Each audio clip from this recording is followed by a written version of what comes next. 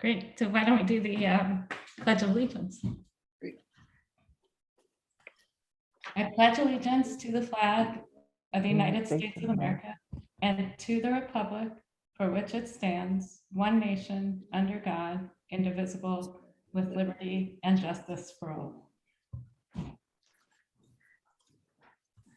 Dina, if you'll do the roll call, please. Okay. President DeWinter, Present. President Lynn Harris, Present. Trustee Diaz-Nash, Here, Trustee Bowles, Here. Trustee Wheeler. Thank you. All right, thank you. So onto the consent calendar. All matters listed under the consent calendar are considered by the council to be routine and will be enacted by one motion without discussion. If discussion is desired, that item may be removed and considered separately. Do any of the trustees want to pull out anything from the consent calendar? I would like to pull, oh, I'm sorry, Rod, go ahead. You had your hand raised. No, go ahead, Lisa. I was just gonna say, I would like to pull the February statistical reports. Okay, That's exactly the same thing I'd like to pull. okay. Why don't we vote anything on the minutes? Anyone wants to discuss? No, why don't we go ahead, if there's a motion to approve the minutes, please. I move to approve the minutes.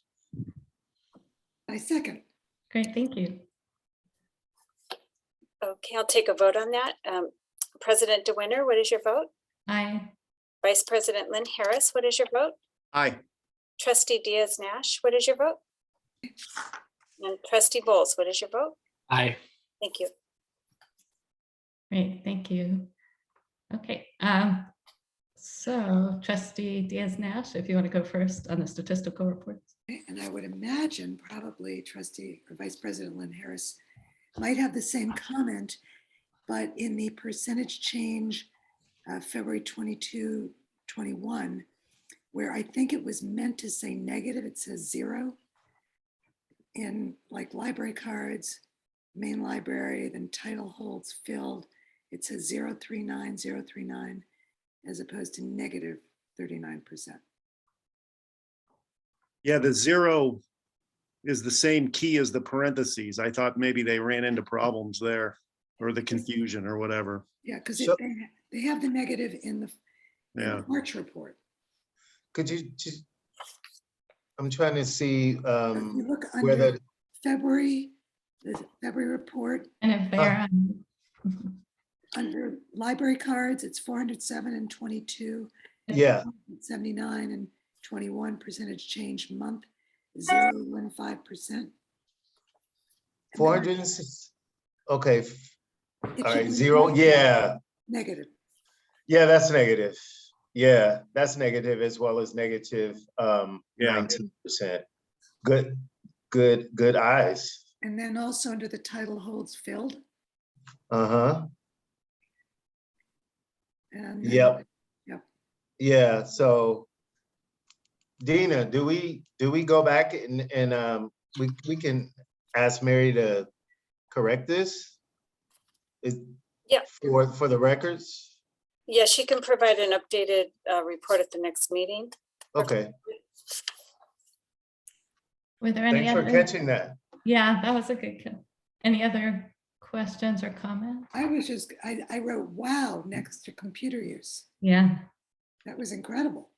Wow, that was and then in general, in both February and March, there seemed to be a really big increase in attendance at children's programs and sort of steady attendance in the young adult and adult programs.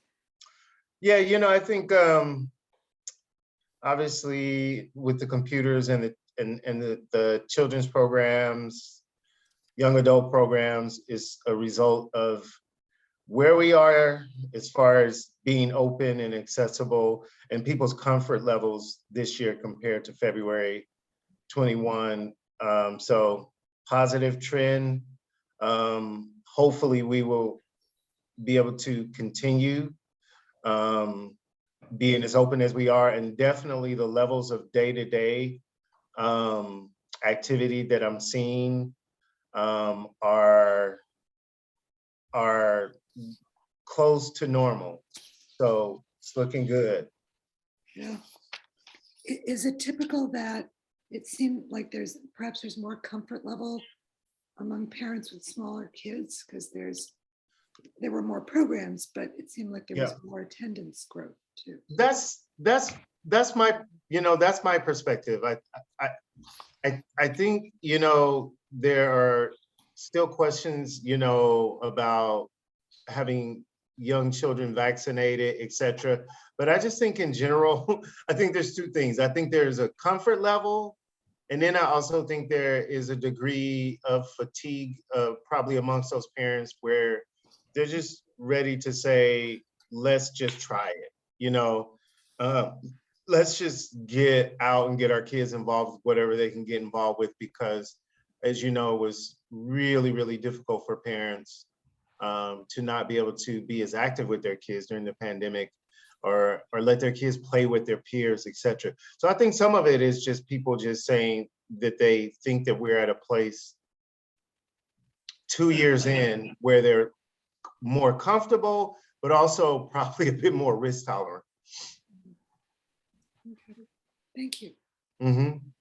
All right, James, are you noticing whether most people are still wearing masks or not wearing masks? Most people are still wearing masks, not everyone. I must admit, I haven't worn a mask every day. But most people, but I work largely in my office. But I think that's a personality of San Mateo, the peninsula, and the Bay in general. I don't think people were in a big rush to rip off their mask here. So I would say 90+% of people are still wearing masks. Any other comments or questions? Yes. President Lynn Harris. Thank you, President DeWinter. Yeah, so in the statistical highlights for February, as Trustee Nash pointed out, in library cards, title holds filled, and in circulation of ebooks, that's where those zeros are in lieu of the parentheses to indicate a negative. My question, and this may have been covered before, I just sorry if I missed it or if I didn't read something. Mm-hmm. The February and March figures are identical, and I'm just wondering what I'd missed. There was some wording about maybe that, but maybe I just missed it. I don't know. Is that where my flaw? That's got to be a mistake. Yeah, that's got to be. Those two pages are exactly identical. Yep, you're right. So the bottom's different. The program, well, yeah, but the top is exactly. The statistical highlights are identical, but the live programs are updated to indicate each different month. You know, it's funny. Yeah, I just want to point out the percentage. It looks like there are some subtle differences in the percentage changes, as though like maybe the right one wasn't saved. Like there were updates made. It probably just got confused. What I think is, I think Mary just probably made some unusual error. She may have rushed it, and I didn't catch it. I didn't catch it. So I just think that we should probably just scrap these statistical highlights for this month, take them back to Mary and have her correct them, because this just has to be an error. Yeah.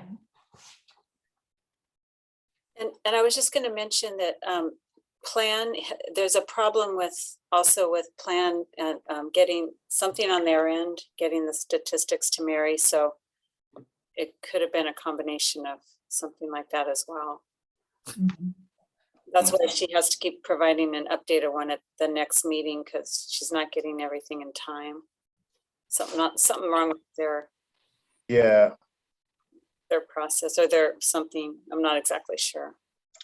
And because this is the first time this has happened in my 5 years, I think I always just glanced over and trusted they were accurate. So henceforth, I'll be taking a closer look as well. Thanks for both of you for pointing this out. Mhm. I think then, do we just not vote on enacting this part of the consent calendar? Or do we vote and say nay? But we can't really accept, well, it's not my point to say anything. No, we You know, can't. I would say it doesn't matter to me. I think the point is Yeah. made, so nay is not going to be offensive to me. If that's, that's no concern. Why don't we However you wanna just do it. hold it over? Say we're gonna hold it over and it can be presented again next month.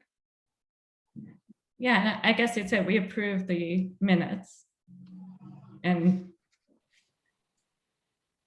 You we'll don't. take a vote on the statistical reports, I guess.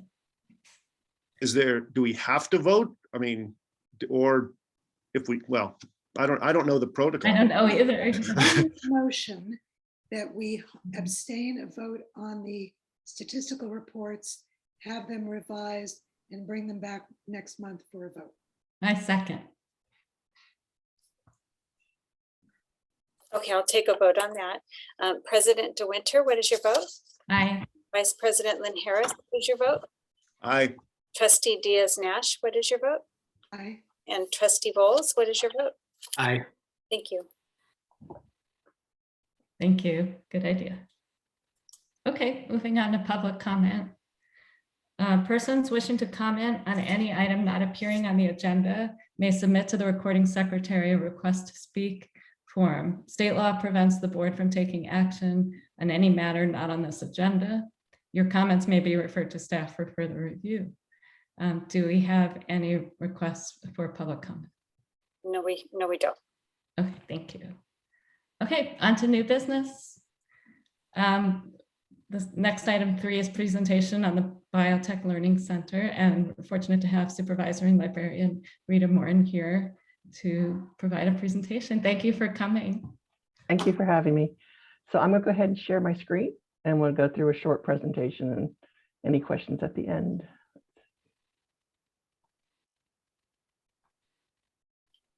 Okay, so hopefully you can see that. Yes. Okay, great. So yes, I am the supervising librarian for the Information Services and Team division in the library. And within the Information Services team, we do have special collections, one of them being the Biotechnology Learning Center. So I'm going to be giving you a little history of how it became, how it works, the process, some of the programs we've had in the past, what we're going to be looking forward to in the future. So.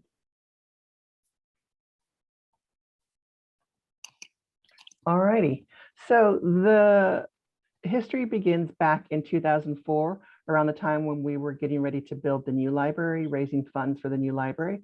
So in 2004, the foundation board envisioned a biotech center to be housed within the new library. The idea was to make biotech resources more available to the community, to offer career-related information and support biotech programs in local schools. $2 million was procured from the Genentech Foundation as a one-time donation to the capital campaign. When the new library opened on August 27th, 2006, it included the nation's first biotechnology center in a public library.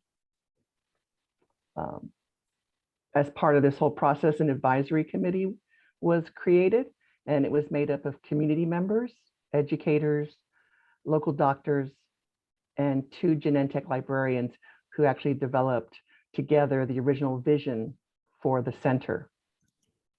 The advisory committee would meet quarterly, and the committee would offer up suggestions for potential speakers or contacts that could be used in the creation of programming. The Genentech librarians compiled a list for the original core collection, and money was put aside in a trust fund for future collection development. So in addition to the Genentech $2 million one-time gift, there were private donations from a group of key players in the biotech area at the time. So if you ever happen to come to the library on the 2nd floor where the Biotech Center is, there's a beautiful plaque which lists these private donors. So with that, funds were set aside to help continue to build collections, offer programming, and actually paid 50% of the full-time biotech librarian at the time. A former librarian from Gilead was hired just before, a few months before the ribbon cutting ceremony at the new library. Her name was Liz Perry, and she was the first librarian hired for this position. Originally, the idea was that the science librarian would be staffed solely in the biotech area. That would be their one and only focus. But this idea turned out to not be sustainable, both financially and for practical reasons. So what happened is the science librarian rolled in the Biotech Center duties along with other regular librarian duties, such as staffing the reference desk, creating other programs, doing collection management in other areas outside the biotech area. In the first few years, the trust fund did pay for collections programs and part of the librarian's salary. It was hoped that the funding sources would be ongoing, but that wasn't to be due to the decline in the economy shortly after the library opened. So after a couple of the years, the city took on full funding of the biotech librarian position. And gradually the money that was set aside for materials and programs was spent down. So the library has since absorbed that full cost into its annual budget. At the time, there were scheduled 4 to 5 yearly programs, which included talks by local physicians. Sometimes the advisory committee members themselves would be speakers, or individuals that were linked to the committee members at the time. And after a few years, the advisory committee dwindled. There was a little bit of attrition, and the committee size decreased, and some of the programming decreased. But moving forward, we continue with the Biotech Center. Liz Perry did leave the library, and a new librarian was hired to take over, and her name's Michelle Baute. So she is the current biotech librarian who oversees the collection and programming. She's been with us since 2015, and she has a college background in science. A pared down version of the advisory committee was restarted when Michelle took over. The renewed committee was initially comprised of Michelle, along with 2 local biotech educators and a retired physician. A few of who were originally part of the original advisory committee. It soon decreased to just 2, Ann Gerhardt and Dr. Kenneth Schwartz. Ann was part of a biotech nonprofit education organization when Michelle first started, but she since went on to teach full-time at CSM. And last year, she moved to Oregon to pursue other educational opportunities. So that leaves Michelle and Dr. Schwartz as the members comprising the advisory committee. And Dr. Schwartz is now retired, but he still consults with biotech firms. Michelle's first programs offered were on CRISPR and genetic genealogy. So CRISPR, I had to look this up. I didn't know what it was, but CRISPR is a technology that can be used to edit genes. And the genetic genealogy, think about 23andMe kind of technology. It was just becoming really popular at that time. So it was a timely program to offer. Along with the programs, again, we do have a number of biotechnology resources available to the public. We have over 700 book titles. We have a number of scientific and medical journals available to the public, ones that you don't often see in a public library, such as Nature, Journal of the American Medical Association, and New England Journal of Medicine and Science. And we also provide a number of electronic resources for the public. And often when we talk about Biotech Center and people who have gone to the programs, they're always interested in how do these programs come about? How does Michelle craft these amazing programs, and what is her process? So I just wanted to share a little bit about what she does and her methodology. So Michelle likes to keep up to date and looks for topics on what she thinks will be of interest to the community and topics of relevance. And she also makes sure not to limit the topics for programs to biotechnology, she includes the broader aspects of science and health in her offerings. And once these potential topics are identified, Michelle will conduct her own research to find scientists who are doing some interesting or groundbreaking work in that field. She also goes through video footage to get an idea of what that presenter will be like in person or virtually. For Michelle, she actually wanted to share this quote. She says, for her, it's a magical combination to find a scientist or practitioner and also be able to explain your work in layman's terms and field diverse questions from the public. Because there is no assumption that you have any level of scientific background when you come to these programs. So it's a fine line. It's hard to find someone who's brilliant in their field, but can still convey that message in a thoughtful way. So I think she does a great job in doing that when she finds them. So once she figures out what her topics are, potential scientists who can present these topics, she then makes contact with them. So sometimes they might be referred through the committee, but most often she will cold call or cold email people who she thinks would be great presenters. And what she does is she introduces herself. She explains the center's mission, describes the venue and the type of audience they would potentially be speaking to. And she refers to the work that she's actually researched and read, and invites them to join us for an evening of discussion at the library. She's found that for her, it works best to plan programs a few months ahead because these scientists have quite full schedules. They're very busy. And she can't do it too far in advance because they are so busy. Sometimes they could be presenting at conferences, they could be testifying to Congress, or just their teaching and research schedule. So that's what she's found works best for her. And you might wonder, what does motivate these speakers to volunteer their time to the library? And overwhelmingly, Michelle's found that the speakers are passionate about their work and have a generosity of spirit to take the time to share that work with the public and raise awareness of their research.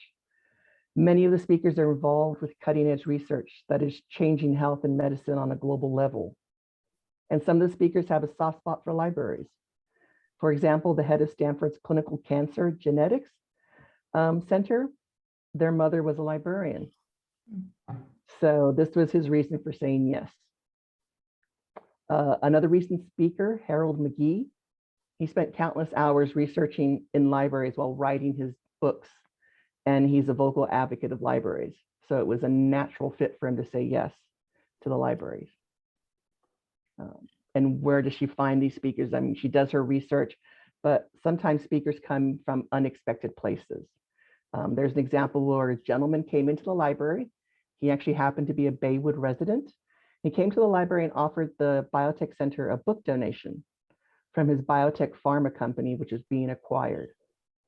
And after speaking with him, Michelle invited him to come speak on his career in drug development. So that was one way she found somebody. It was just, they happened to come into the library. Another way in the past, an advisory committee member shared that in a couple of years ago, that it was the 50th anniversary of the first heart transplant in the United States, which was carried out at Stanford by Dr. Norman Shumway. And through her research, Michelle was led to Dr. Sharon Hunt, who started medical school at Stanford a year prior to the first transplant, and not only worked with Dr. Shumway, but was the cornerstone of his program. And so she was able to convince her to come speak at the library. And she talked about her long career in transplant cardiology and cardiovascular medicine. That was one way. And then she'll, again, through one of her cold calls, she managed to reach the head of Stanford's microbiome lab, who she really wanted to have speak on this topic, but that person was too busy. But instead of saying no, Michelle was like, is there any other way we could have this topic discussed? And this researcher recommended 2 of their PhD candidates. And so they were young women, and they spoke about the microbiome and its effect on health and future health treatments. So for Michelle in the big picture, she didn't get the big name person, but what she did get, she got two very engaging, enthusiastic young women who were just about a decade older than the audience members. These were students who come to see it. And so she felt it was a great opportunity and encouraging for students to see that their interest in science, it was possible for them. If these young women could do it, there's an opportunity for them to continue their education in that same field. So that was just, those are just some of the ways in her methodology of when she finds speakers. All throughout this, in the back of her mind, she's always making sure that she stays true to the goals of what she wants to bring to the Biotechnology Learning Center. She always wants to spark curiosity and interest. And I think she does that through the diverse programming that she offers, along with a strong collection that she does have. She wants to offer programs to give the public a chance to learn and ask questions of these experts that they might not never have a chance to see in other arenas. She does a great job of curating the collection and recommending journals for us to purchase. And so that is very unique for our public library institute. And she loves to support the local teachers and foster science interest among the next generation. And pre-COVID, Michelle used to work annually with the Aragon High School students on a yearly cell signaling project. So the Aragon students were she was well known to them in this field. And there would also be students from San Mateo High and Hillsdale, and even CSM who would regularly come to the talks. So that was something she's very passionate about. And I just wanted to share a couple of past programs that you may have attended or you may not know about. So I just want to show you, and it's kind of an example of the breadth of the programming she does offer. And again, these are the ones I'm showing are pre-COVID. So the first one is the future of meat. And you're like, well, what's that? It seems like a very unusual title. It was kind of interesting. It's a discussion about the environmental health and animal welfare reasons behind why alternatives to conventional meat are being developed. The science behind the creation of these foods. So that was one of the topics that was there. And then the next one she did was optimizing your sleep. And this was presented by a Stanford neurologist and sleep expert who gave an informational talk on how to optimize your sleep and recognize some serious sleep problems that you may not know that you're suffering from. I know the next one was a very popular one because of all the TV shows around, CSI and forensic science. So this is using forensic science to identify the unidentified. So this is a program where the attendees would learn about the roles and responsibilities of the coroner's office. And this was presented by the assistant coroner at the time. And they explored the forensic sciences involved with the death investigation field, especially in regards to identifying the unidentified. They learned about scientific methods used to identify, including fingerprints, dental radiology, DNA, and more. So that was a very popular one. And then the last example I just wanted to share with you is, can we create new senses for humans? And this was an example just to show you another example of the caliber of speakers that Michelle's been able to bring into the library.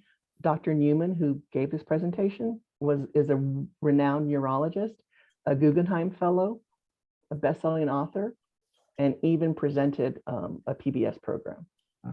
So it's just a wide variety, and I think it just shows you what we've been offering to the public.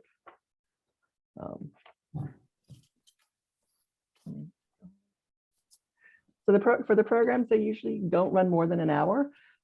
Michelle makes sure to leave ample room for audience questions. The Q&A portion of the program for Michelle is always exciting. Just from the range of questions, you never know what you're going to get. But also the depth of the responses from the presenters, because it's not often that attendees of the programs can be in a room with and ask anything of someone who is one of the experts in that particular field. Michelle sees this as a strength of the program. Our operating budget for programs is typically zero. When Michelle first started, there was no budget, no official budget really for programming. what she would do is when she spoke to people, she would be often, she would, when she extended the invitation for them to speak, she would ask them if they would be willing to volunteer their time. And she was pleasantly surprised that almost without fault, everyone would say yes. So literally all the programs that she's created, we've not spent a dime to have these world-renowned professionals in their spaces come and speak to the public. So if there was a need, we could find money if we needed to. If there was someone really special that she wanted to have, I'm sure we could also make that happen. But she's been lucky to get a great caliber speaker at no cost to us. And of course, as you know, when COVID hit, like every other programming effort at the library, she had to pivot her programming to turn it into virtual programming, which she was, she was quite capable of and did it. Through this whole process, the past 2 years, she's found out the pros and cons of not being in person. Her virtual programs, some of the pros I will say that she's found is that it allows for speakers from anywhere in the country or in the world is a possibility to speak to our community. For example, she was able to host a virologist from Columbia University who was able to present an overview of COVID. So a timely, relevant topic. A Columbia University professor who wouldn't normally come here was able to present, and we benefited from that ability. Also, when we did a program called the Genome Odyssey, we had attendants logging in from the UK. So it was just, somehow they found out about it, and how they found about it, I don't know, but we had people from different countries attending the programs. So those are some nice pros and things like that. But there, on the flip side, there's also the cons she's had to work with in the past couple of years. During the height of the COVID pandemic, the Zoom fatigue was a reality that everybody who was doing programming in the library had to deal with. So as everybody else, Michelle increased her marketing efforts, sometimes with success, sometimes without success. And as she's happily will say, that every participant who registered was a hard win. So she was like, she worked hard, and she was like, yes, someone registered as a result of thinking outside the box to expand her marketing efforts. But she was still seeing, not as many people as she would have seen in the past with in person. So she did some brainstorming with her colleagues on the team, also with the advisory committee member, on how she could improve attendance. And what they came to the conclusion was that even though the topics were timely, they were relevant and great speakers, people were burnt out. They were tired of bad gloom and doom kind of news. They wanted something a little bit lighter, something to look forward to. So she thought, how could she re-envision the biotech talks to include topics perceived as lighter while still sticking to the center's missions? So she did this with I guess a test, a pilot. She scheduled a program in January with Dr. Harold McGee on the science of smell. And he's an author and a well-known in the culinary world for his work on the science of cooking. And he discussed his latest book and work that he's been doing on smell. And this program had 78 attendees. And in comparison, compare that to a program that she did in the fall of 2021 on the effects of wildfires on health. Another relevant and timely topic, but that only had 28 attendees.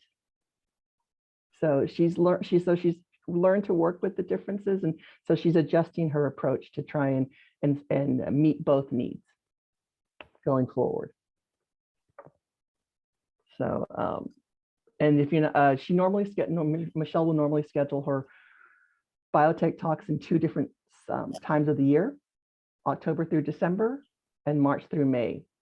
That's when she focuses her biotech talks. And just for a sneak peek on what's coming up in the fall, she's looking into topics on oceanography, intermittent fasting, and the connection between gut and immunity. So that's what she's looking forward to. And there could be other ones that come up in between, but that's where she's going. So I don't know if you have any questions I can help to try and answer for you. Thank you so much, Rita. I really enjoyed your presentation. And if you could pass along to Michelle The biotech programs are my favorite thing about the library.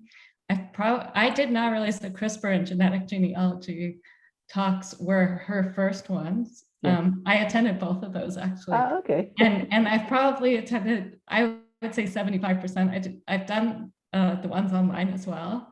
But I just love it. I think she does just a fantastic job. And I enjoyed hearing how she comes up with these ideas and how she puts it all together. The presentation was great. So if you could pass that along, and thank you for your really in-depth presentation. I will certainly pass it along. I mean, I feel very fortunate that she's on my team and that of the amazing work she does for the library and the community. Amazing. Yeah, thank you. Trustee Diaz-Nash. Thank you, President DeWinter, and thank you, Rita, and thank you for everybody on the team. Did you say in the beginning of your presentation that our Biotech Center was the first in the country in the library? In a public library setting, Public library? not university, but Yeah, but that's something that we should put in all of our marketing materials. I mean, that's just amazing and farsighted. And, you know, given the fact that there's such a biotech explosion, I just think that's just a wonderful, unique differentiator for us. Got a bunch of questions that just are because I'm so interested. When you said after a few years, the advisory committee dwindled and programming decreased, was it more because they weren't getting support, the money was running out? Do you understand? a lot of this was before I joined the library. So from what I've gathered in an institutional history, what I gather is that it was kind of tied in also with the economy at the time. People were changing jobs or leaving the area, and just getting people who were willing to speak, I think was really a tough sell at the time. People were more concerned with other things at the time. I remember, yes, very, very wise. But right now there's Michelle and one Yes, advisor. yes, and they work very well together. She's quite happy with them. So I guess I'm just wondering, there is such an explosion of biotech in our area, in San Mateo and San Carlos and Burlingame.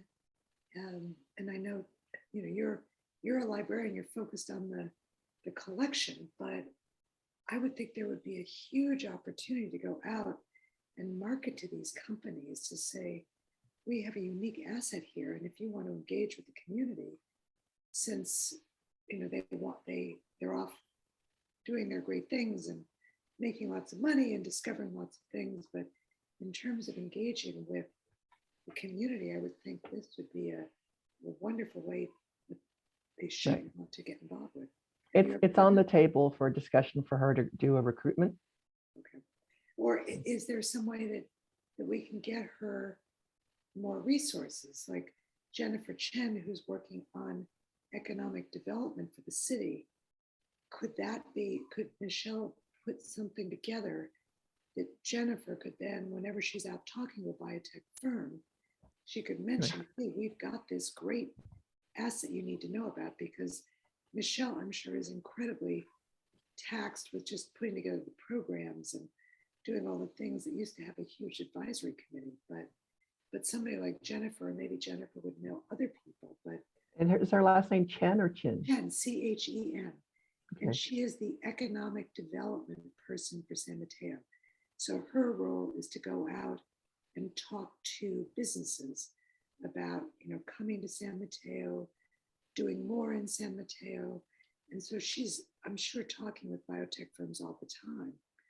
Or maybe making Jennifer could make a presentation to the Chamber of Commerce, or even just talk to Cheryl Angeles, who's the president of the chamber, about, you know, could you connect me or connect someone with the biotech members of your chamber, so she could not waste her time, because I'm sure she's very, very busy. Yeah. Okay, I will share that with Michelle. Yeah, or James. I mean, I would think this could be something that maybe you could talk with Drew about too. Well, no. Well, actually, I recently, Lynn and I, and this is sort of in limbo, Lynn and I met with a representative from Gilead, who is very interested in making a donation with strings to the library. She's in the leadership core with me, and Lynn, Sunil, and myself met with her, and we were in the early stages because she's extremely busy. And we met with her as well as a representative from, I guess you would call it, Gilead's social responsibility division, about supporting science, technology, engineering, basically STEM learning at the library. But we haven't yet, and this was probably 2 months ago, and we haven't yet gotten to the point where we can talk about where we know specifically what they want to do, because she's extremely busy. But she reached out to me because we're in the leadership core, and she said they would like to give something to the library. But we haven't yet gotten to the point about what that could be. So that is hopeful, and I do think something is going to come of it. You never know until the ink is dry.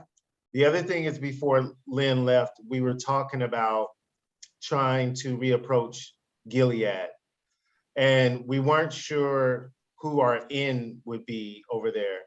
You mean Gilead- Genentech? Genentech? Genentech, right? Yeah, I'm sorry, Genentech.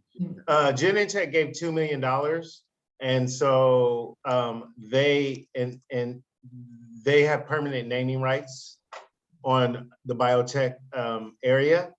But we were saying that we were thinking that it might be time that we could, so they don't have to give us anything else, but we were thinking that it might be time to see if we could approach them again and just say, we know you've given $2 million to the building of the new library and starting the Biotechnology Center, but might you be interested in funding our biotech speaker series a little bit more? As fortune would have it, that one of the leaders of the leadership core, I believe her husband is an exec at Genentech. But it's not the sort of thing you just go up and you bring up with her, because I don't know exactly what she could do. But yes, I think it's reasonable for us to go back at this point and say, can we interest you in furthering science education at the library? It's in limbo because the foundation needs to get a new executive director now. But we will see what we can do from our end. And you're right to recommend Jennifer Chen. She might be a good person to go with. But I do think something's going to come out of the relationship with Gilead. Yeah, no, and that's fantastic. And Gilead and Genentech can push it. But Jennifer must have a list. I bet there are 20 companies. So, and some of them are big, like Genentech and Gilead. Some of them are a lot smaller, and they want some awareness in the community. And to be able to say, hey, we're doing this particular collection, or I don't know how you divide it. That's you, not me, but there are just so many of them.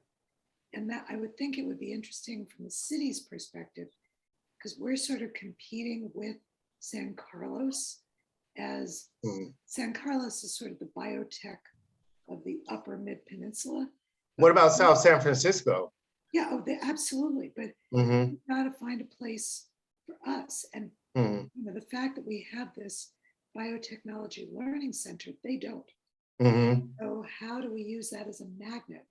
Even if you just went after the biotech firms that were in San Mateo, and just said, hey, and obviously that's your call, but if you needed another person to come and go, this is a good idea, I'd be happy to come with you. But I just think it's such a unique asset, and there's so many, because they've got to get connected with the community, and this is such a win-win. And I think it's I think it's certainly something to look into, and I think it's something that perhaps Rita and Michelle can look into as well, or at their level.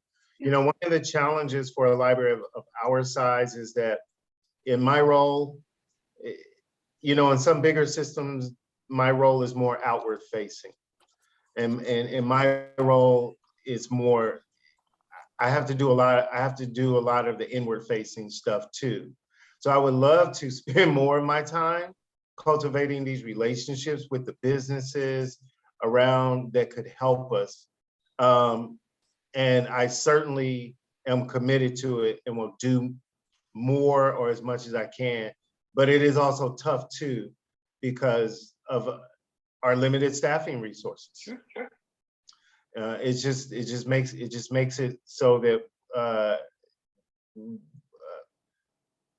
it makes it hard to expand on some of these things when folks are wearing multiple hats. And I completely understand. I would just suggest, and I would get off my soapbox, is that the board is supposed to be a connection between the community and the library. So we obviously cannot talk to the depth of expertise that you and Rita and Michelle have. Can go out and make initial connections and say, do you know we have this amazing asset? Come in and take a look at it. And then, you know, if they come in and they're interested, that sort of hot lead can be passed over to you. Oh, we would love that. As a matter of fact, I always say if someone makes a connection, you know, what I don't have the time for is to solicit those connections, to make those calls. But if someone makes a connection and says, we can give you an audience, either with the leadership team or the general staff to speak about what you do, then I would love to do that. Yeah, if you, and I'm sure Michelle could speak brilliantly as well as Rita about what we do if that connection is made and we could get someone over to the library. Okay, well, I will personally commit to start talking to members of the chamber and see who's there, and talking to the head of the chamber to see who might be a prospect to do that. Because I just think this is so wonderful, and it sounds like Michelle could use some more support. Thank you, Lisa. She's done a magnificent job considering zero budget. Amazing. I had a question about the upcoming programming. Is that anticipated to be in person, do you know? Or? Yes, so it's that's what she's working towards. Realistically, I can imagine that she would like the focus to be in person, but also have the option for a hybrid option presentation, particularly if she finds a specific presenter that's not local. That would be amazing to have. We can still facilitate them being remote. We could still host it where people come in person and we just have the screen up where people can interact with them from our library, and Michelle would facilitate. So she is looking for that, as long as, assuming things go as they are now and things stay fairly, nothing happens. No new huge restrictions come back to play. But yeah, she's looking for that in the fall. That's great. I like the idea of the hybrid option, because I did attend the Columbia University professor on Zoom and thought he was great. And I was thinking that's sort of a silver lining. Right. Did anyone else have any comments or questions? Vice President Lynn Harris. Thank you, President DeWinter. I just wanted to say thank you very much, Rita. It was a fantastic presentation. This is obviously one of the highlights of the library, which is saying something. I remember vividly going to the future of meat. Very vividly. And also the other one I attended of the four that you noted on your slide was about the senses, the brain. But the future of meat for some reason sticks with me. Interesting. I attended that one too. You'd think the scent, maybe it's because of my attunement to the senses that I remember the meat. Maybe they were intertwined somehow. Maybe that was it. But no, it's a fantastic program. And yeah, I would think, you know, $2 million is obviously a transformational gift. And that's an investment.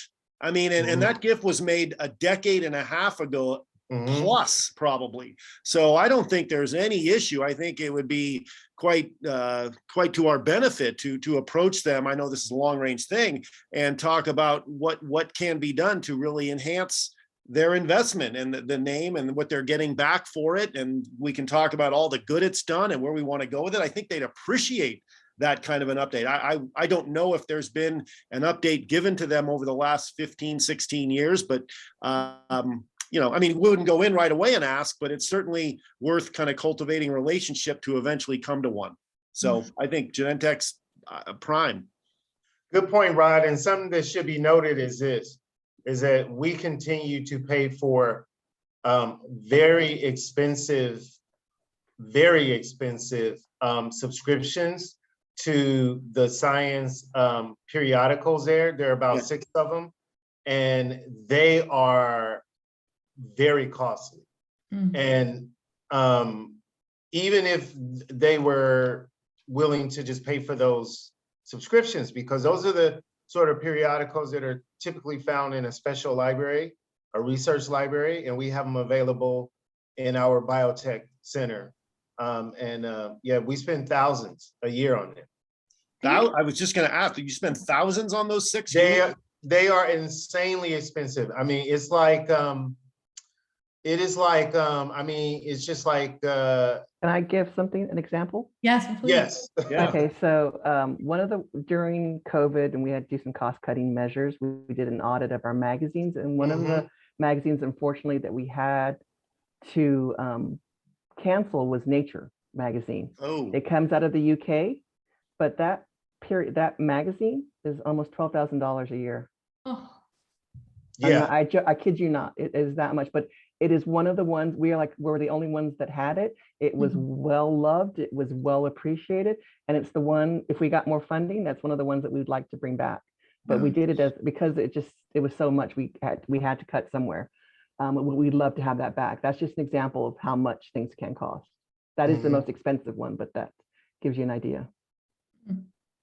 I mean, I would imagine they would, without knowing particulars, obviously, would want us to have something like that. They're interested in more than just having their name up there, which is fantastic and it's great. But they're into, the whole the education, the educational component to the community of science. So that I would think they would want something like that. Well, I had no idea about the cost, none whatsoever. Thank you for that very, very, very stark example. I think when we do talk to Genentech or whichever companies, we should have sort of a sheet that shows the number of people using those journals or online resources, or the computers. Are the computers in the Biotech Learning Center specifically for biotech, or anyone can use those for anything? Do you know? Anyone can use those. Okay, so that data wouldn't be that useful, but the and the checkouts, that would probably be difficult to track just for biotech, but at least some of it, if we had some information of the usage, that'd probably be good. We could check, and it's not for sure that we can't check the checkouts. I don't know. I mean, they do represent a call number range, and they may even be catalogs specifically as biotech books. I just don't know for sure, but we may be able to find out that information. So yes, it's something that we want to follow up on. It was halted when Lynn left. I could see if I could start checking with some of my, I guess, peripheral connections to see if there's someone that I could call, or I simply could cold call. And I'm willing to do that with Genentech and see what we can do. So I have written here that I'm going to call Genentech, cold call, and I will follow up with you all once I've done it. Great. And any other questions? Rod, were you going to say something? Yeah, I'm thinking it's always kind of more compelling to have a little numbers. Maybe if we do, as Lisa mentioned earlier, explore what's within the chamber or contacts. And I don't know, I'm just waffling. I just, when you make a call, then, you can't undo the call. Not that the call would Right. be bad. You just want to position yourself as strongly as possible for the call. Right, right. So, Okay. I mean, I don't want to dissuade you from doing anything. I just want to make sure we maybe as well positioned as we can. And maybe you're making the call is the best thing. I just don't know. Yeah. Well, how about this? Maybe let's talk about this some more. Okay. And see if perhaps together we can strategize the best way to approach them. Because all I know is if I don't say I'm just going to do it, then it could be months before. Yeah. Well, then pretend I never said anything. No, I just think though there would be, because it could be like a comprehensive thing, while at the same time we're exploring other people that could be involved, perhaps, as Liz just mentioned, having a little sheet of the effect over the last decade plus of this, just so when we do make that entree, it's strong as possible to show the effect. Go ahead, Liz. And yeah, it seems like one of the easiest numbers is the number of attendees at these programs, because it's got to be in the thousands. I mean, since Michelle. Yes. Yeah. Okay, so what I put instead of call Genentech, I put begin preparation. Mm-hmm. And we could look at this from multiple fronts and make it something. How about we check back in on maybe in a month or two, or well, I'd say a couple of months. Yeah, I mean, I would think that's great. I think, most of these places right now, if we make overtures and be like, oh yeah, get back to us. We're just coming out of COVID. Things are just getting back to, Okay. But that's true. And you only get one chance to make a first impression. We're dealing with very busy people. So you got to have all your ducks in a row, as they say.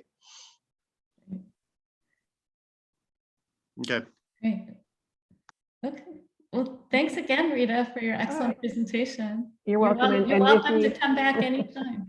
If you happen to need some reading material, the Foundation's Library Link edition from the spring and summer of 2019 has a lovely article about the center. Okay, great. Thank you. Thank you, Rita, very much. You're Thank you welcome. very much. And just FYI, while we were talking, I sent Cheryl Angeles, the head of the chamber, a note asking her to let me know how many of their members are in the biotech space, just to start to see what that could be. Great, thank you. Okay. On to item 4. All right, so this is a preliminary conversation because I believe that you all really can't make a informed recommendation until you get to see this sculpture, which is stored at the library. And next month, the next meeting will be in person, starting in May. So then we could just walk up to the storage area and take a look. So to give a little background, around January 2021, Lynn approached me saying that there was a donor who wanted to give a replica of a Frederick Remington sculpture to the foundation, and that it was worth $8,000 to $10,000. And she wanted to know if we could have any use for it. And I said, well, if we don't have any use for it, we could sell it for if it's worth $8,000 to $10,000. So Rod, I don't know if you were still on the foundation at the time, if you remember this conversation. No, you said January of 21? Yeah. My first meeting was February of 21. Okay. So the first I saw of this was when the materials arrived Friday. Okay. So honestly, I didn't really want to say no to the foundation. I didn't really want to say no to an influential donor. So I said, well, we'll store it. We never actually officially accepted it. We just put it away. What the donor said was he would like for it to be displayed. It was a family heirloom from a family restaurant that they had. He would like for it to be displayed, but he did not make that a condition. He signed an MOU with the foundation saying that If we accept it, we could do what we want to do with it, which means we could just sell it. We could display it for a little while, whatever. So me thinking with a yes attitude was, well, the foundation had some conversations about it. And one of the things that came up was this, because we were in the midst, still much in the midst of reckoning with the fallout from the murder of George Floyd. And so there was a re-examination occurring of a lot of Americana. And if you know, so Frederick Remington is most famously known for the bucking bronco. So it's all cowboy motifs, nothing overtly racist or anything in his images. But he, like everyone else, is being re-examined, and he has made some racist comments. So that was one thing that came up during the discussion. One board member said, you know, hey, and just also to put that in context, I was watching a documentary on what's his name, who wrote The Wizard of Oz, and he made racist comments against Native Americans because that was reflective of America in 1900. And so, but what they did in that PBS special was to show this is not an either or thing, it is a and both thing. Wizard of Oz is great. This is a complex person. He also had some disparaging comments about Native Americans and basically thought white people were superior. And that was normal at that time, unfortunately. So I'm going to share some of that as well. But one person came up with that and said, you know, he made these comments. So there was a robust conversation about, well, what if we potentially took it, displayed it temporarily? I said the library is about information. We could display it. We also could have a handout for people to be able to learn and say, he's known as one of the greatest artists of American Western sculpture and art. He also has some unsettling racist viewpoints, which were not uncommon at that time. And so I think most people on the board felt like, well, let's not turn down a gift that could be helpful. One of the things I saw was that some art libraries, some art museums have taken gifts and said, we'll sell it and then use that money to buy artwork by artists who are diverse and maybe help us diversify our collection.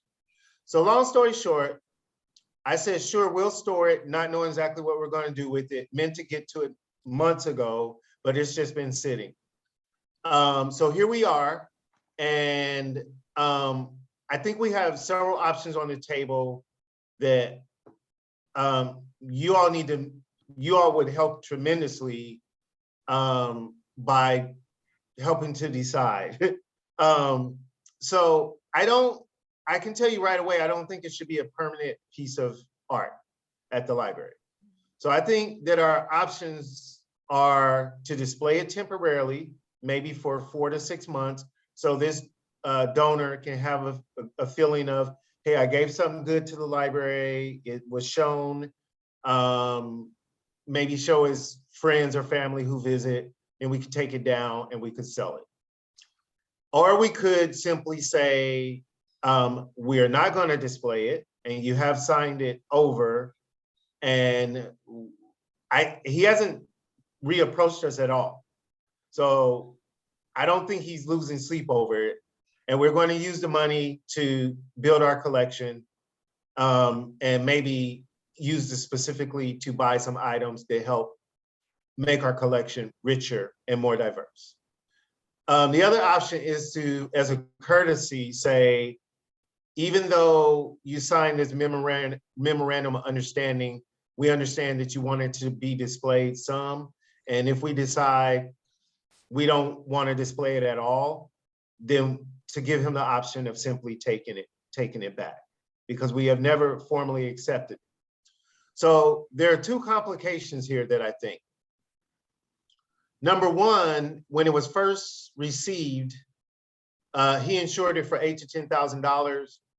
And Lynn, I think we both were a bit hasty.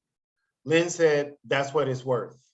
And then recently, before she left, when I said I need to hurry up and present this to the board, decide if we're going to accept this gift, she said that the foundation decided not to assign a value to it because there are many replicas out there, and some of them are only worth a few $100s. That said, every one that I looked up that was bronze and that had these measurements, the least affordable one that I saw was $5,000. So one thing is, if we decide to accept it, it will need to be evaluated by someone who's an expert. And before the discussion begins, I wanted to share a couple of things written about Frederick Remington from the viewpoint of social justice. So, and admittedly, these things are looked at just from those standpoints. So one thing was, Remington wrote in disparaging terms about indigenous communities, African Americans, Jews, South and Eastern Europeans. Another article that I'm looking at, that I was looking at, talked about the history of artists depicting Native Americans. And he's not the only, clearly not the only famous American artist who saw Native Americans in a very debasing manner. But this is what this article had to say from News Artmia. It said that among the shapers of our visual history of Native Americans is Frederick Remington, who didn't mind using the term for his painting, A Brush with the Redskins. Remington's work, particularly his sculptures, are wonderfully alive and evocative. The MIA has one of his sculptures, Bronco Buster, on view right now. The bucking horse, interpreted as a metaphor for the conflicting values of manifest destiny and the disappearing wild west of untamed prairies, cowboys, and Indians. If only as admirably depicted as savage foils of the sort embodied in sports names. Remington was a racist. The Metropolitan Museum of Art pulled no punches in its catalog for a 1989 exhibition, citing, among other things, this letter he wrote to a friend.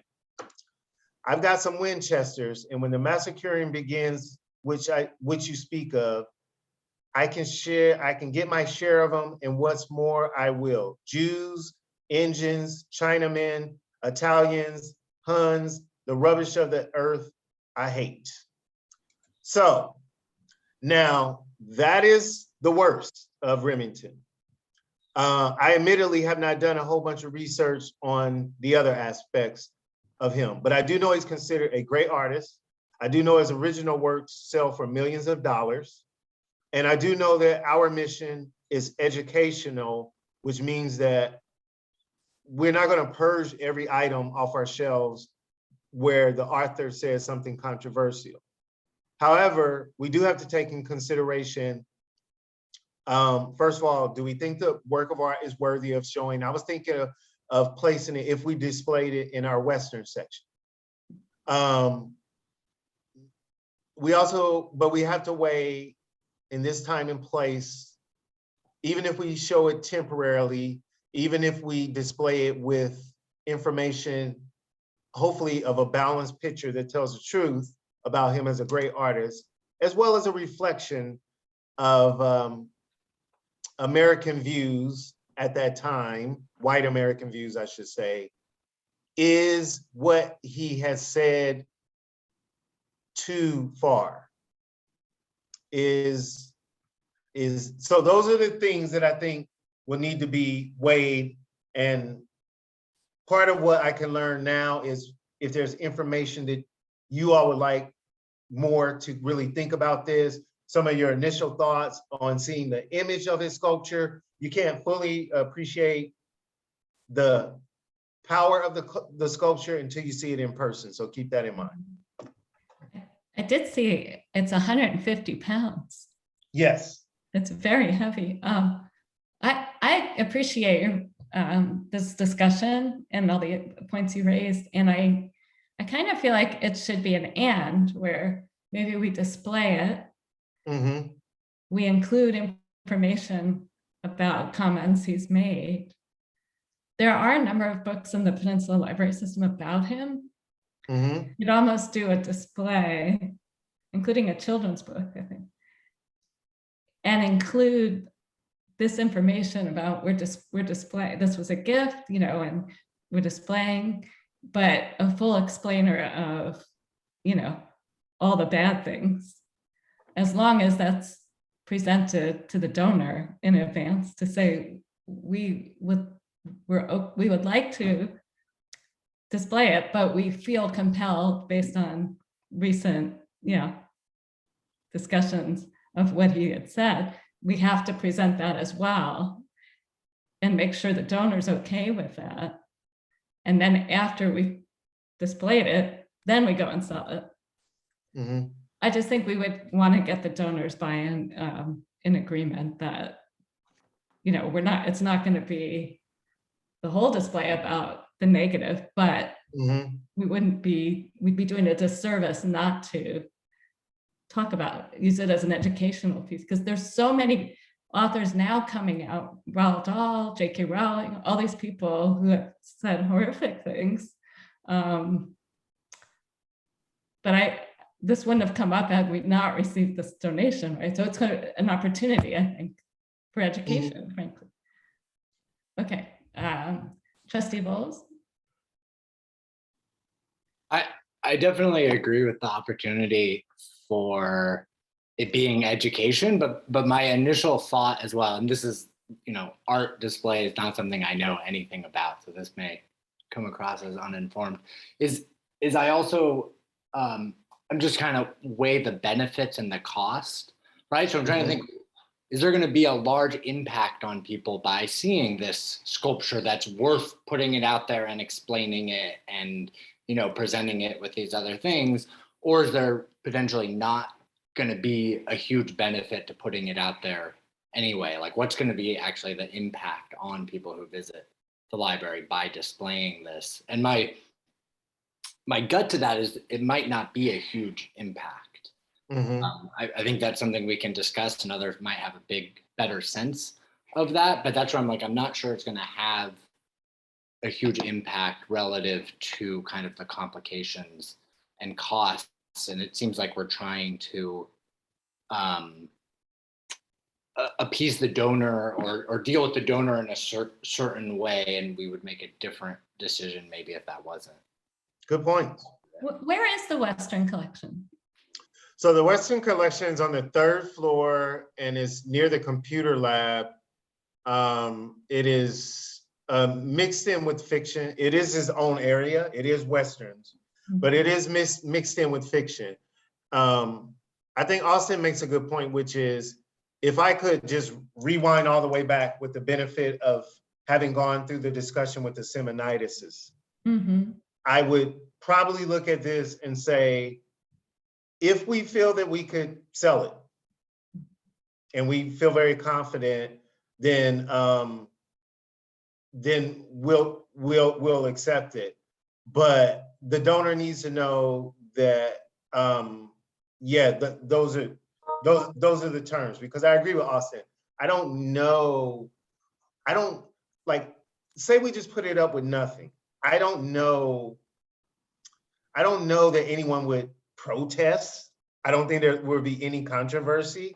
As a matter of fact, maybe putting it up with the information, which we kind of have to do, that may draw the attention. Yeah.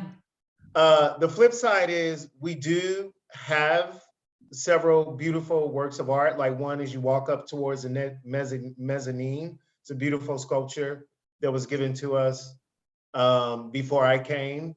And in and of itself, it is a pretty striking work of art.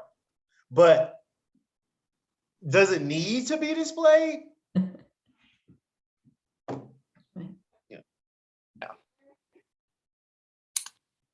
Trustee Diaz-Nash? I agree with every aspect of this discussion. I actually think, though, that this might be a unique opportunity because the people who are going to know Frederick Remington are going to be the older members of our community, not someone who's 25 years old. It's going to be who are, older, retired, frequent visitors to the library, and that this could be an opportunity to open their minds to understanding Frederick Remington in context. You sort of think of, cowboys and Indians and the Western shows and all this, and it sort of goes over your head. But if you say, wow, there's a Remington reproduction, I want to go take a look at it, and you get there and you read it and say, wow, I didn't know. Oh, that's interesting. And it gets them to think in a context where they're not being hit over the head with, this is bad, bad, bad, but this is a library where we are trying to educate people, open people's minds. And isn't this a wonderful, positive way to do it? And we might, other people might learn as well. I think you're right, James. I can't imagine, but I don't know that there'd be huge protests. But I think you also would have to, just putting it in the Western area and not saying anything about it, you get a couple people coming by. But if in the library on the website or in the newsletter, or people find out what's going on, say, hey, we've got this really interesting opportunity, come and take a look, learn about Frederick Remington and how he fits into the context of today, and how times change and whatever. I just think that could be a wonderful learning opportunity, as Liz said, and then sell it and use it for, enhancing the diversity of your collection. Well, one point, Lisa, is it doesn't necessarily have to be in the Western section. I just thought of that at first because of the motif, but it doesn't necessarily have to be there. But I think it makes sense to put it in the Western section. Saying you have to, my brain is wired toward promotion. I'm sorry, I hate to be a broken record, but you have to tell people it's there. You can't just expect them to find it, because I don't go wandering by the Western section all the time. Okay. I knew there was a reproduction of a Remington sculpture. I mean, it's I'm over here in the biotech section. I'll just go walk over here and see what it is, and then start reading and go, wow, whoa, what, whoa. It would get me thinking. So, and I don't think it would, to Austin's point about the cost, I don't think it should cost all that much. If Michelle is putting on these amazing programs for nothing, and maybe somebody could do a little bit of research, and just put something there, and maybe to Liz's point about some of the books that are on Remington that we already have in the collection. Anyhow, I'm not a librarian. You do that job much better than I can. I don't do it that well anymore either. But yeah, it could be near the art section. And of course, Rita, you could weigh in if you're having any thoughts. Could be near the art section as well, where there's a lot of books on art. The other thing to remember is, and I don't mean in any way to minimize what he said. The other thing to remember is,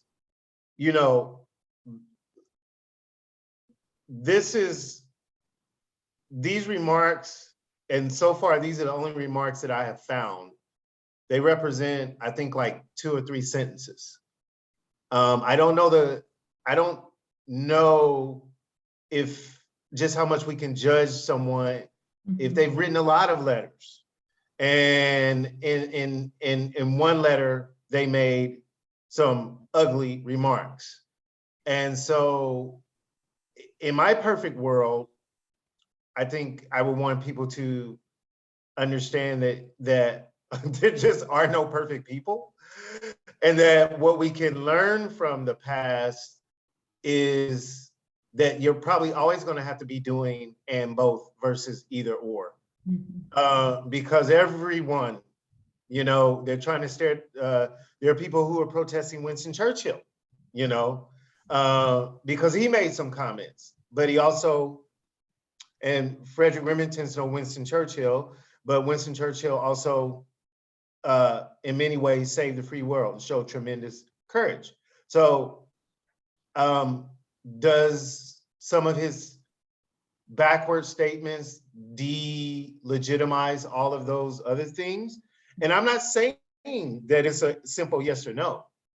I just think the best thing that can happen is civil debate and discussion about it. And our job is to give people information and things for them to civilly weigh and discuss and debate on their own, but not to decide for them. Right, and I think if we went back in time and we were talking about, do we accept this in the first place? Mm-hmm. We maybe have more of a discussion of say no, you know, but since we have it, I feel like we might as well use it and educate people a little bit. But it has not technically been accepted, but it took public works to get it up the steps, and it wouldn't be easy to give it back. He probably would say, I don't want it back. I'm sure he doesn't, I'm sure. Did you know there's a Remington Museum? I think I saw it in New York, upstate New York or something. So they might have information too. I don't know how balanced it would be, but yeah. Well, any thoughts, Rod? Yes, I just put my hand up. Let me lower it. Thank you, James. No, I just think it is an opportunity that we can't pass up. I think, you know, to show that people are, you know, James, and you just kind of touched on what I was going to say. I mean, people are kind of the sum total of a whole host of things. I don't think any of us would want to be judged on, you know, 1 or 2 or 3 remarks. You have to look at the context of those remarks. I think putting it up there, displaying it, and having a single sheet that kind of delineated some of those items that you mentioned that you read, James, I think you provide the whole context and give people a global view of the artist. The other thing I found interesting is I believe this very statue is in the White House. It's not in the Oval. It's not in the Oval Office, but the Bronco Billy, if I'm probably getting that one wrong, President Biden took that one out of the Oval Office because he had some other ones, but that one and this one that we are evaluating is still somewhere in the White House. Oh, really? And from what I read, they can be brought out from time to time for different events and such. So that's not necessarily saying it's all right. I just think it's a great chance to do what we all, I think, believe the library does, which is to educate, get people to think, get people to debate without screaming at each other, and show a more comprehensive view of people from all walks and from all who have talents, and they can add to the discourse. Okay. That's interesting. That would be fun to display sort of where this one is in the White House. Coming through, this one is called Coming Through the Rye. Coming Through the Rye. So how about this? I'm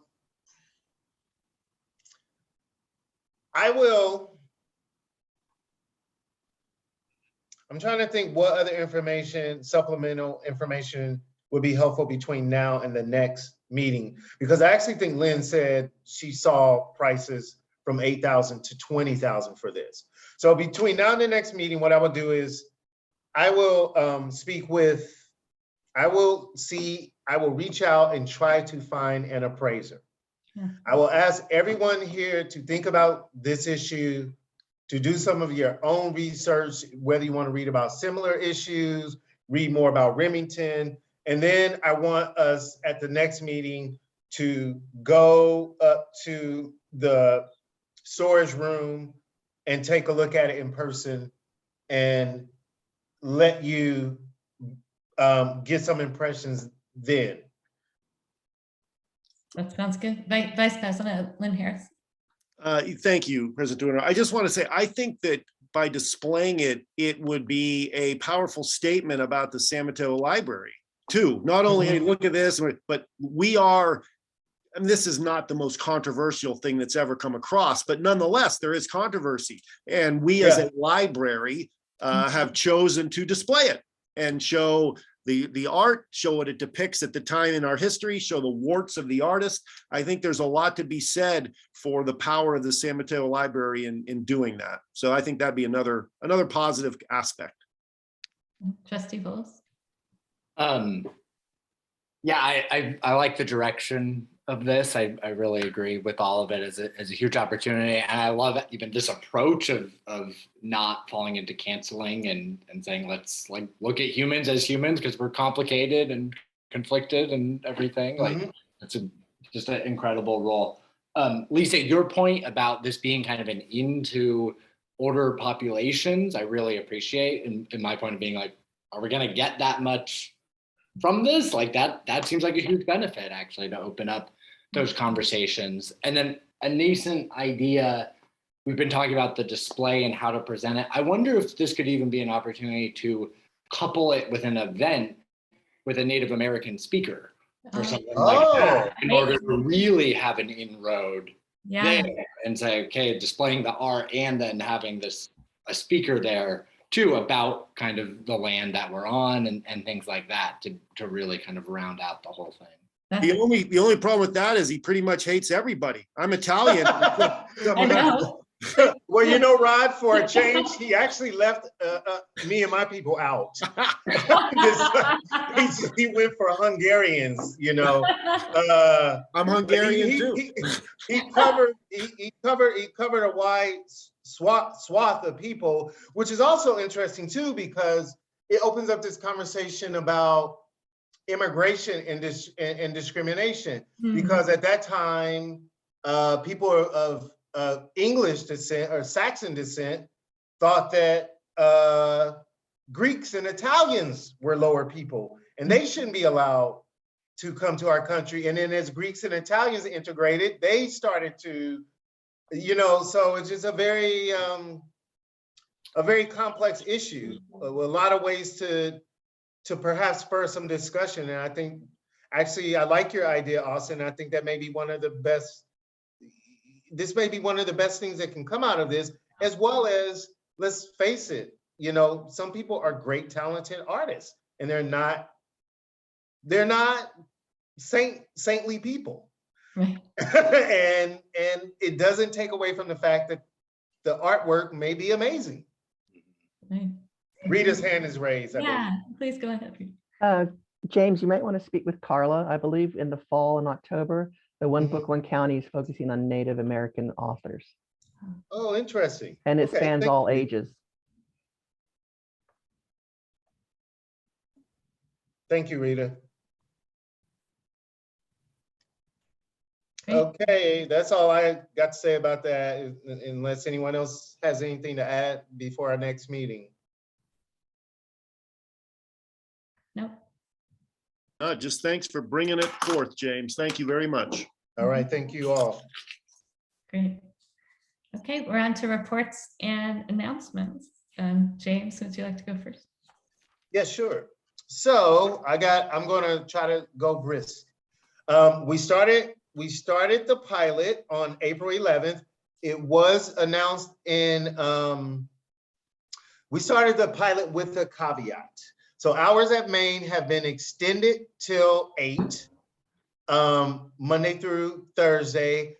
All the hours, all the pilot hours have been in effect at the branches, and 2 hours have been added to each branch. We have not been able to add the Sunday hours because we are in discussion with labor representatives about the fairest way to do it, and it is also complex to schedule. I've been in conversation with City Manager Drew Corbett about it. He's given us a bit of a runway. He wants us to work it out in the next 2 to 3 weeks. And if not, then we go back to our old hours. But I think most people agree that the pilot hours are worth trying. So we just need to work out how to add those 2 hours on Sunday so the library can open at 11 till 1. All the other pilot hours are in effect. We announced it in the newsletter. There's noting on the door there's noting on the front doors of the locations. And I'm also working with Samantha Weigel to see if she either wants to connect with some of her old connections at the Daily Journal, or just do a press release for the city so that it is widely known that we are piloting new hours. National Library Week was a huge success. I think the petting zoo was very popular.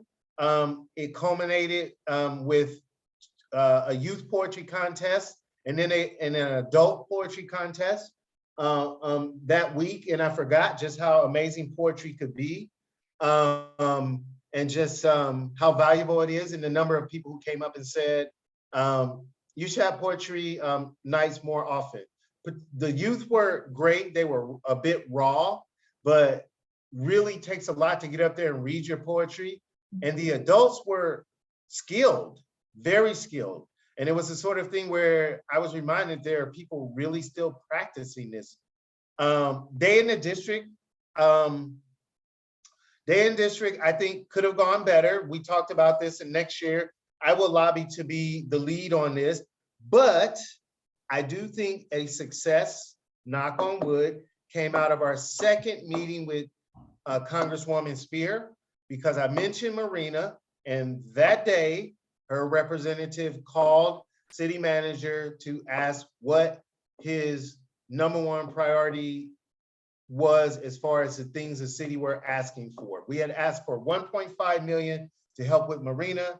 They said they can't give any one particular agency over $1 million, but the fact that they called, they wanted to know what our priority is, and the fact that our city manager said it was Marina, repairing the structural repairs at Marina, makes me think we're going to get something substantial, but knock on wood. Two more things. I was also interviewed by a DJ from K-Love Radio on Friday. And I don't know anything about K-Love Radio, but I think it was awesome that she called us and wanted to do an interview. I do know that it is a Christian radio station, and that she was just, her view was that she thought that libraries are doing so many incredible things nowadays, have evolved so much, and that she was really blown away that people don't know about what we're doing. So she says she will let me know when the interview comes out, and I will share the link with everyone who wants to listen to the interview. And lastly, April 4th to April 30th, the library is accepting entries for the new library card design contest. And the contest there will be voting in May, votes will be tallied, a winner will be announced on May 26th, and there will be awards reception for the winners, and then the new designs will be available and issued sometime in July or August. So those of you may know, we have the current library cards are the result of library card design contests. The designs are called Lighthouse, Beanstalk, and Tree. And we typically do the contest at different age levels. So adult, teen, and child designs.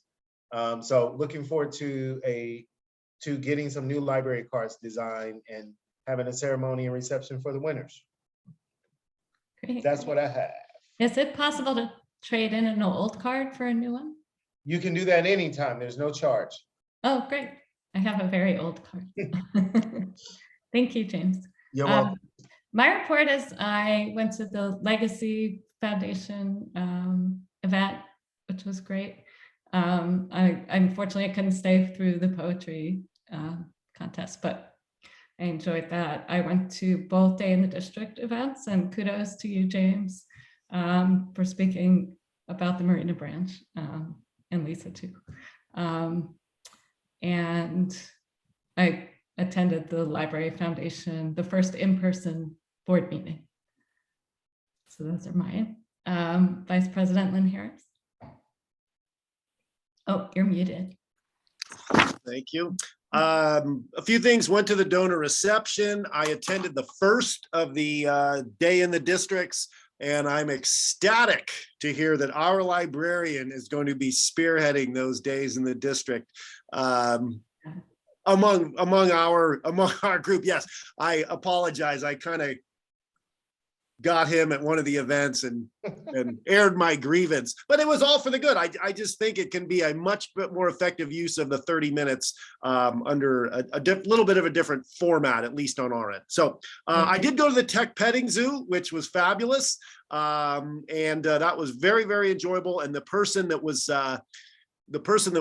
hosting it, I can't remember her name, the lady was fantastic in terms of her explanation. And there was one other thing I went in conjunction with that, but that was it. No, it was a great month. Congratulations, civic treasure, as I've said, and it was really great for it to have the opportunity to shine brightly in this last month or so. So that's it. Thank you. Trustee Bowles? Attended the reception as well as the poetry reading afterwards. James, I like your description about the youth being a little bit raw, but it was, it was what, 4th to 8th grade or something. I mean, it was probably some of their first public speaking to strangers. So that was just really, really heartening as well. Unable to attend the day in the district, unfortunately, but I did, checking out books from the library, I think last week, want to give a shout out to, I think David was his name, who did a great job with the tech lending library of highlighting that and gave me the flyer and everything. And also said that California now has an expansion where you can do state parks or national park passes as well, which I didn't know about. I was thrilled about that too. So he just did a great job getting me excited about all the wonderful stuff. And he didn't know I was a trustee at that point. Yeah, I told him afterward. Oh, that's awesome. Can I follow up on that? I forgot to mention. Yeah, we're part of the state parks lending program. We got 3 passes. We only have 3 right now, but we're soon to get 8, which will be a total of 11. So we'll be circulating state park passes for people where it's for the vehicle. So you can park your car for the day. You can check them out for 3 weeks. You can put them on hold. You can't renew them. But right now, we just got the first 3. We will soon be receiving 8 more, and we will be circulating state park passes at the library. I think we have to have a board meeting at a state park. Yeah. That would be awesome. Good idea. A retreat. Trustee Diaz-Nash? Just very quickly, I also was at the district, and James absolutely did a great job motivating Congresswoman Spear. I mean, she's always been a library lover, but definitely got her focus. So congratulations, James. And then also I went to Lynn Esselstein's farewell reception, which was just wonderful. And I know she already is saying it feels so strange not to be going into the library every day, but boy, she was such a great partner and wonderful advocate. And we miss her. I'm talking to everybody I know about trying to become an executive director, but I have been unsuccessful so far, but I'm not giving up. It's going to be very hard to replace her. Absolutely. Mm-hmm. Okay, if there's, is there anything more before I adjourn? Nice to see you all. I believe our next meeting will be in person, but I guess are we awaiting guidance on that, Dina, or? Yes, you're right. We've been told it'll be in person. We're still trying to work out if it'll be a hybrid by that time, because we need to set up the Cedar room for that to work. So we haven't all those details figured out quite yet. Okay, great. So stay tuned. Well, thank you, everybody. Thank you again, Rita. Thanks again, Rita. Thanks, Thank you, everyone. Thanks, Dina. Great meeting. Michelle, too. Bye. Bye-bye. Great. Thank you, Rita. You're welcome. Bye, everyone. Bye-bye.